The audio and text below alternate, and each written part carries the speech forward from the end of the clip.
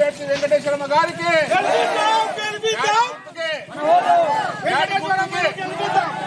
గుర్తుకి ఈ under ground okay.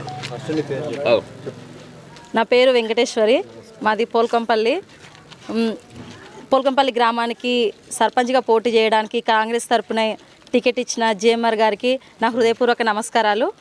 నన్ను ఈ గ్రామ ప్రజలు నన్ను విజయం పొందిస్తే నేను తప్పకుండా ఈ ఊరు గ్రామానికి తప్పకుండా రుణపడి ఉంటాను.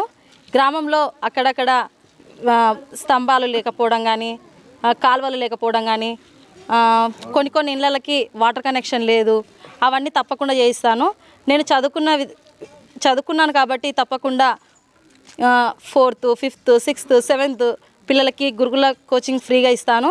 తప్పకుండా వాళ్ళ తల్లిదండ్రులకి నేను రుణపడి ఉంటానని వేడుకుంటున్నాను. పోల్కంపల్లి గ్రామ వాస్తవ్యుని. నా పేరు రామన్ గౌడ్. ఎక్స్ జడ్పీటీసీగా ఇంతకుముందు ఉమ్మడి మండలానికి సేవలు అందించిన. మరి ఈరోజు స్థానిక సంస్థల ఎలక్షన్లు, సర్పంచ్ ఎలక్షన్లు వచ్చినాయి. మా గ్రామంలో ఎస్సీ మహిళకు రిజర్వ్ అయింది కాబట్టి ఎస్సీ మహిళ చదువుకున్న అమ్మాయిని మేము సెలెక్ట్ చేసి పెట్టడం జరిగింది.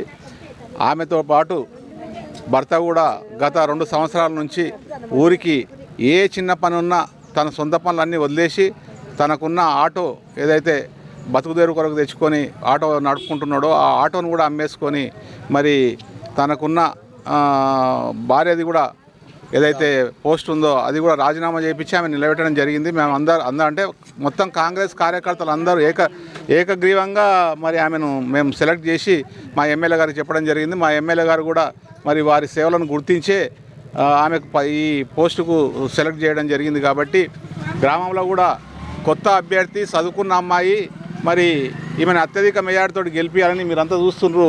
మరి ఎంతో పెద్ద ఎత్తున ప్రచార కార్యక్రమం కూడా పెద్ద ఎత్తున జరుగుతుంది. మరి మా గ్రామానికి అభివృద్ధి కార్యక్రమాల విషయానికి వస్తే ఇప్పుడు ఆమె చెప్పినట్ల మోరీలు కానీ లేకుంటే డ్రైనేజీలు సీసీ రోడ్లు లేదంటే వాటర్ ప్రాబ్లమ్స్ ఇవన్నీ సమస్యలు మొన్న వర్షాకాలం అప్పుడు వచ్చినాయి.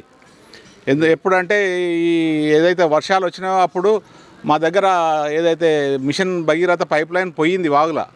ఆ పైప్ లైన్ పోతే మేము ఎంబడే ఎమ్మెల్యే గారు చెప్పి దాదాపుగా పైప్ లైన్ అక్కడ నుంచి ఏదైతే బ్రిడ్జ్ వస్తుందో అక్కడ నుంచి పైకి వెళ్ళి వేసుకురావడం జరిగింది. దానికి ఇమ్మీడియట్గా ఈ నర్సింహులే ఈమె భర్తనే ఉండి మొత్తం పని చేయించిండు. అట్లాగే